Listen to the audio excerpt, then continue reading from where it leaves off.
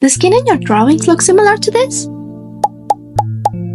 Well, if that's the case, I'll show you how I draw skin. Hi, my name is Sam, and these are some of my old drawings. And today I'm going to show you how I went from this to this. So, without further ado, let's get into the tutorial I made. By the way, if my English sounds weird or if I have a strong accent, I'm sorry, English isn't my first language.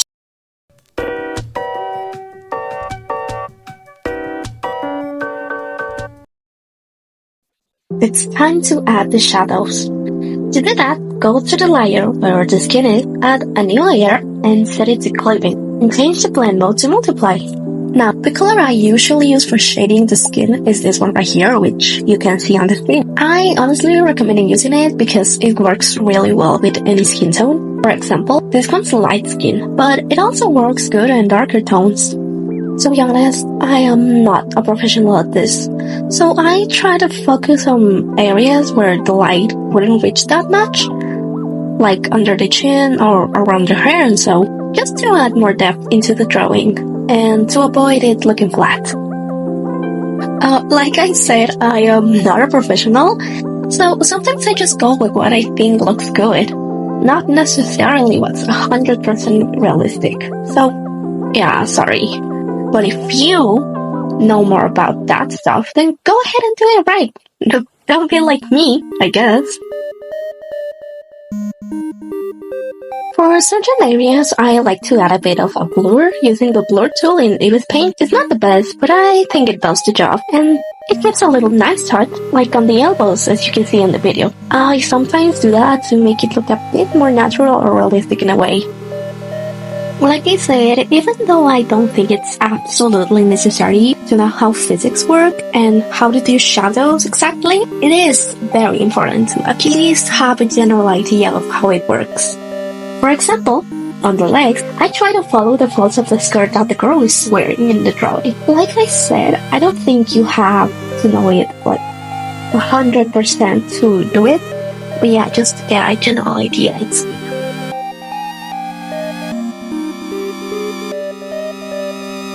Now let's go ahead and add another clipping layer in multiply mode, and this time, choose a second color for a deeper shadow. The second shadow is actually easier for me.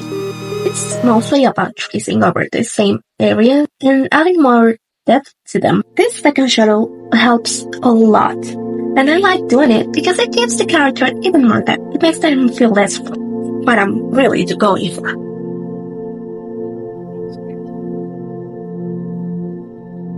I especially add it in places where the shadow looks too simple or not quite dynamic enough. Like in this part right here, it doesn't exactly look flat, but it does look plain with just that one layer of shading. So what I do is add the second one and make it look less flat and more dynamic. Now that we've got the second shadow in, let's pick the moon skin tone again. Then I choose a more orangish color, then turn it into a soft red and lower the saturation a bit to make it look more pink. I use it to add blush or a bit of red tint in areas that I think look best with it. I feel like this is what makes the drawing look more lively and complete. For example, I added in the shoulders, elbows, cheeks, and just spots that make sense to highlight. Once that's done, go ahead and blend it. Once that's done, go ahead and blend it. If you want to fix anything, just use your razor with a medium opacity. Now that the blush is in place, we're going to add another deep layer.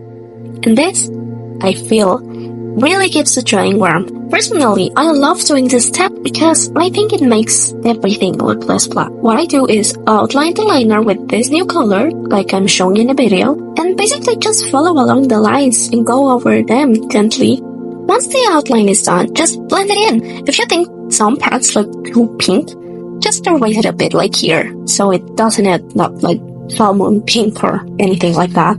And well, as you can see, I think it gives the skin a really nice touch, and it makes the whole drawing feel a lot more warmer and alive. So here I just add some final tweaks to the shadows that look a bit too weird or off to make them look more natural, or so to speak. Once all that's done, on top of the shading layers, we are going to add another one in normal blend mode this time, and clip it again. With the sky blue color and an airbrush, I like to add the final little touch, so the drawing doesn't look too flat. Once all that's done, on top of the shading layers, we're going to add another one in normal blend mode this time and clip it again. With the sky blue color and an airbrush, I like to add the final little touch, so the drawing doesn't look too flat. And for our finishing detail, I like to pick the base skin color again and use it as a highlight or glow, or whatever you want to call it. And now, to wrap it up and give the drawing a bit more spice, let's choose a darker tone than the shine color. Set the layer to multiply again and outline with some thin layers outside the shadows. This part is totally optional, but I think it makes the drawing visually more appealing.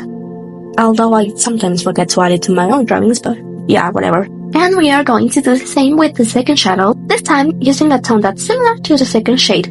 Just to trace it around it and give it a contour. So yeah, once the shadows are outlined and defined, that's pretty much it. Like I said, it might not be super realistic or detailed, but I think it makes the drawing look less flat and more appealing.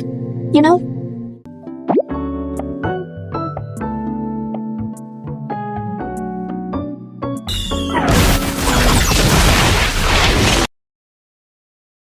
And there you go, a decent skin render that doesn't look like Play-Doh like my other stuff.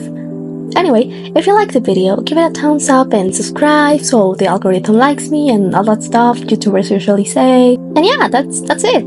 If you have any questions or want me to talk about something else, let me know in the comments or in my Instagram. I'll try to check them. Anyway, see you next time. Bye!